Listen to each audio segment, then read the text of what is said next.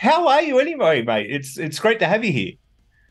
Yeah, very good, thank you. Apart from just killing my rock and roll image by telling you about how I go to bed before 11. It's all right. Maybe we'll edit that out. We'll just pretend it's 2 a.m. We've got to kind of keep that stigma that rock stars stay up until all hours of the morning. Of course. Yeah, yeah. But man, it's been a big 12 months for you guys. New album out, which has been met with like critical praise. Like it's just how's that kind of been? You've been digging away at this for a long time, over a decade now, and yeah, it's a big success in the last album. Yes, it's been doing really well. Really, really happy with how it's gone. I mean, just signing to Nuclear Blast and then having an album out on that label where some of the bands we listened to when we were kids were on Nuclear Blast, so Yeah. we have to pinch ourselves quite regularly. Um, so yeah, so it's been crazy, and the stuff that's coming up now. The fact that we can come to Australia and play is mind bending for us. Incredible. We're so happy. It's amazing as well because I was checking out the tour dates. I think you would have to be one of the first bands to do their debut tour down here and also kind of do most of the country because you're going all the way over to Perth as well. Most fans don't get to see who live in Perth don't get to see a lot of their favorite acts. Was that kind of an important thing to make sure you kind of hit every corner of the market down here? I mean, it's not really up. It wasn't really up to us where we went, but I'm happy to do that. I've always wanted to go to Perth. So to do kind of both sides of the country. When I know a lot of bands would come over and just do kind of the coast, the southeast coast and Yeah. east coast. It's really great that we can actually do that. Yeah, no, and They spend a it's lot of time on planes though. I was about to say, have you ever traveled down to Australia before? I haven't. Only our drummer has, and he's the member of the band who's terrified of flying. It's always the way. So, I'm terrified of like, flying myself, and I flew to Germany last year, and I was just like, "This is horrible, man." Just being on the plane for that long, and every little bit of turbulence, I'm like, "I'm gonna die. I'm gonna die." It's horrible. I find the bigger the plane, the less turbulence, though. I do find that as well. I kind of, especially if you're sitting dead in the middle of one of those big double decker sky buses, it's smooth as Yeah. anything. But I was lucky and got the very tail end of the plane, so I felt everything. A lot of fun. Oh, great. I mean, you know what they say, you would have died a thousand times on the way to the airport before you die in a plane crash. So, Exactly. oh, I'm just touched all the word to say. Oh, yeah. Yeah, famous last words. Yeah.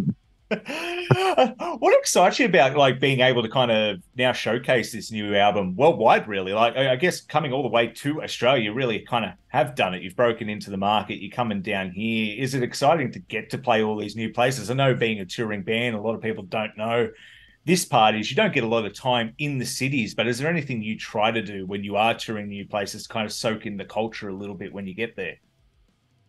Yeah, I mean, we've been doing this band, touring around Europe for over 10 years, and I was doing it with my band before that for another 10 years. So, um, we know the European market pretty well, and most of the cities here we've been Yeah, to many times. So, each time we go there, we've try and do something a little different. But we have like our favorite spots. So like Budapest, if we go to Budapest, we know we've got to get into one of those. But they've got like the thermal baths there. yeah. So like right, we have to leave time to do that. So we have our favorite little spots. So excited to come to Australia and find new stuff. Also, I think everyone else has to go back straight after we finish playing, but I'm going to stick around for 2 days because it's my birthday, the day after the last final show. So I'm going to stick around in Melbourne for 2 days just to soak it up and see what's what. Melbourne's a I'm really beautiful, excited for it. yeah, Melbourne's a beautiful city as well. There is a lot to do. I'm from Sydney myself. Actually, was just in Melbourne. Yeah, you're going to absolutely love it, and you're coming at a good time of the year. It's not too warm, not too cold, so and it's not too rainy that season in May as well. So you're kind of lucked Oh, out. good. It's still pretty bad for drop bears though, right? Oh yeah, of course, of course. You got to Yeah. be careful. If you, I'm in Sydney. I'm on the bottom of the Blue Mountains. You start heading up towards Katoomba and going into the country, man. They'll get you. Yeah. It's crazy how many times I've talked to American recording artists and I've mentioned the drop bear and they've been really fascinating. I've like, oh, I've delved too much into this lie now that I can't really backpedal my way out of it. So, I was I was trying to sell it to Serena and some of the other band members the other day, and they were like, "What? No, there isn't that sort of thing there." Yeah, yeah, there is. Yeah, yeah. So if anyone does speak to us when we're out there, just strengthen the myth. Yeah, yeah. Really talk about the drop bears and that. What's the other rumor we say? The only way if you're walking in the bush to avoid them is make sure like you've got the scent of urine on yourself, because then they won't attack you. They won't jump down from the tree because they can't stand the smell. That's a very popular Australian one. Yeah. I'll be all right then. Yeah. Getting back to the album though, mate, it must have been a bit of a breath of fresh air because I'm assuming, I don't know, I'm assuming the previous album released in 2020, was that mainly recorded during COVID or did you manage to kind of get around that? It was recorded just before, so we did 2 tours in the latter half of 2019, one with Victims and one with Envy, and then we recorded the new album in February 2020. Then we went and played a show in Oslo, and then that was it. Everything shut down as soon as we got home.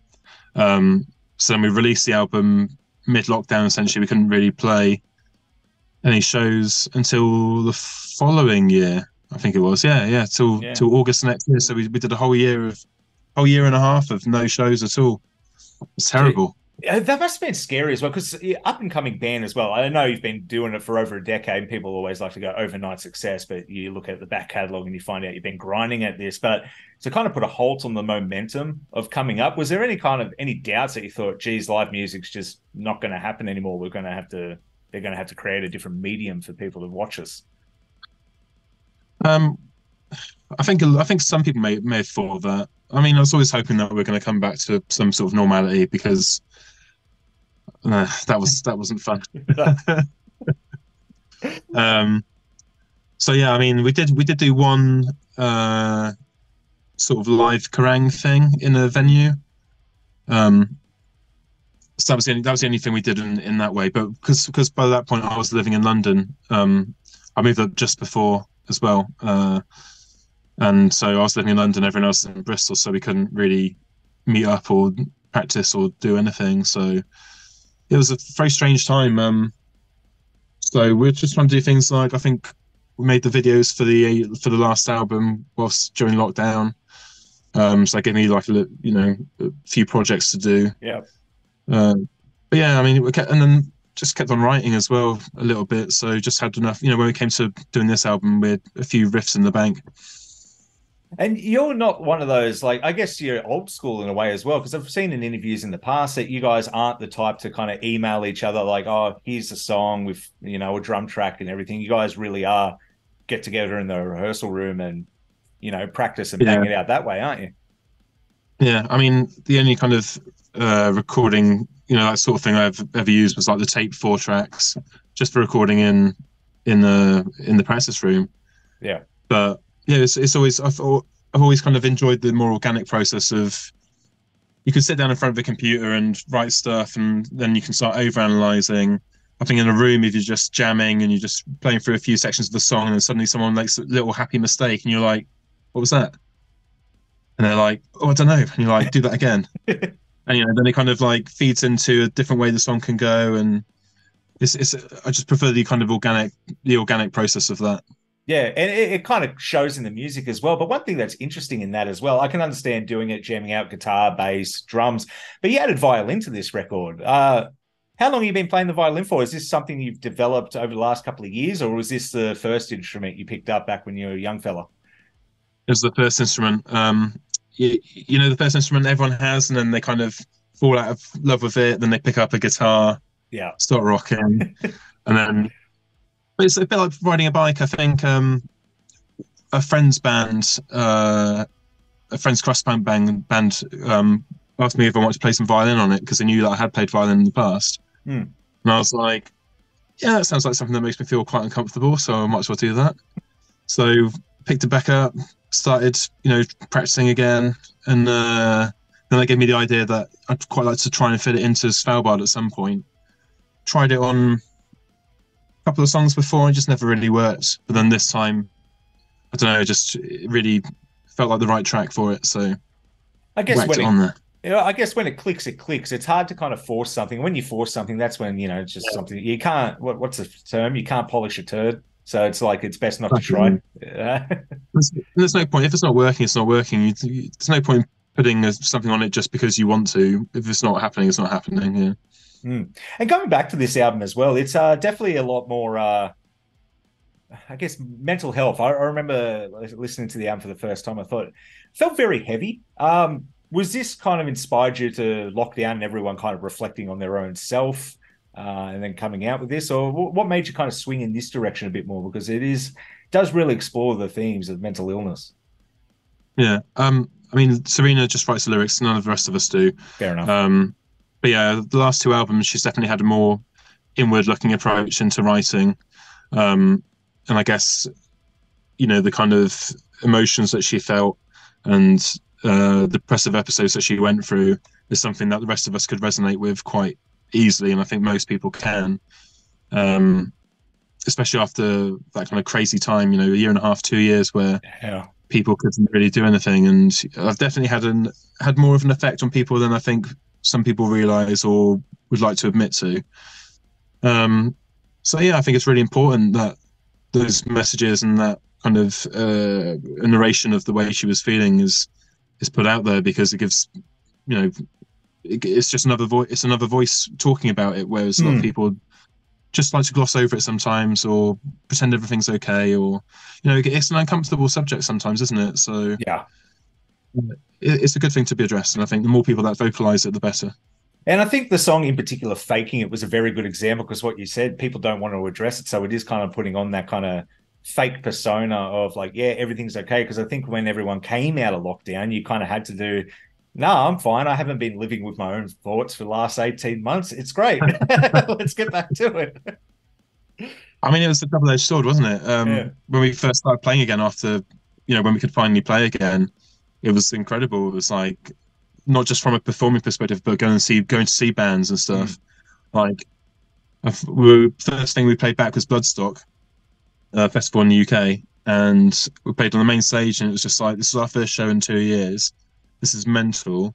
There's loads, you know, thousands of people there, like, just incredible. You could feel the hunger. Yeah. And then went to watch Napalm Death afterwards, and I was just like, fuck it, and just threw myself on a bunch of people and just, you know, just had to do it. Just it was like being a kid again, where you go to your first concert and you're like, I fucking love it. Yeah, it is. And that's the big thing I've been saying to people as well. I don't know if I've been going to concerts for way too long now, and I love it, but I don't know, there was something about the lockdown, and now that music's coming back because everyone can tour again, I don't know, there's just this newfound, I think everyone's got a newfound passion for live music. I've never seen people happier at shows, like just going out to shows, getting merch, wanting to see bands. I don't know, it's just that, I don't know if everyone realizes it, but everyone's just not taking this for granted anymore, I guess. And it seems you kind of felt the same, you know, jumping in the pit for Napalm Death after a couple of years. That's definitely a hardcore one. Yeah. If there's a band you're going to do it for, it's got to be Napalm. So, were you nervous coming back for that time, or was it just kind of like a relief to kind of get on stage and play again, or was the, you know, the nerves of like, shit, haven't done this in a while, how's everything going to sound? It was a mixture. It was both. It was like, I think when we were getting ready to go out on stage, I think it was, I mean, we always feel quite nervous. I definitely do, but I think that's a good thing. You know, it's nervous excitement, isn't it? Yeah. But yeah, when we got out there, it was incredible. It's just such a good feeling to be back at it, you know, after such a long time. But yeah, still most nervous I felt at a gig for quite a long time. It's something someone said to me once before. They said, oh, yeah, I am nervous about it, but that means I still care about it. And I think that's the best thing, because he did mention once upon a time that he didn't feel nervous anymore. And that's when the band kind of fell apart. So coming back and getting nervous again was kind of like that legitimate, that made him want to put on a good gig. Like, it is just kind of one of those things. It's like you take the good with the bad. It sucks to be nervous, but at the same time, the reward for pushing through it and actually getting out and doing something, not just playing live, it's anything in life. It's just, it's thrilling in a way, really. Of course. I think it's your fight or flight kicking in, isn't it? And you just got to fight through and just do it. And you'd be mainly rewarded. You know, I'm sure we played some absolute clangers before, but Yeah, I mean, yeah, I think that's very true. I think if you don't feel the excitement, then there's something not right there, Yeah, or exactly. the nerve. Yeah, yeah. So, well, speaking of exciting, you get to come to Australia for the first time. You get to see a drop bear, especially if you're up at Brisbane. You can go hold one at the zoo if you get the chance to go there. They are deceptively heavy. Um, I don't know if you picked up a bag of concrete before. That's exactly what. Many times. Yeah. Yeah, holding a koala. I don't know. It's all in their lower half. The top half must weigh like a kilo. The rest of them must weigh 30 kilos. It's bizarre, but if you get the chance, I highly suggest doing that. But besides coming down to Australia, mate, is there anything you wanted to say to the fans in lead up to coming down here? Just thanks so much for showing an interest in us to the point where we can actually come and play for you. It's been incredible. It's not something that we thought would ever happen, really. So to get the opportunity and to come and meet lots of amazing people, we're really excited. No, well, we can't wait to have you down here, mate. Look, it has been an absolute pleasure. We now know how to use Zoom properly, so I've learned something today as well. But thank you Yeah, so thanks for much that. for your time. You are, I won't keep you too much, so you can get up nice and early tomorrow. Oh yeah, thanks very much for that. Yeah, No, it's been a thanks, real mate. pleasure speaking to you. No, Cheers. it's Thank you. been a pleasure. Have a good one. Thank you. Bye. And you. Bye.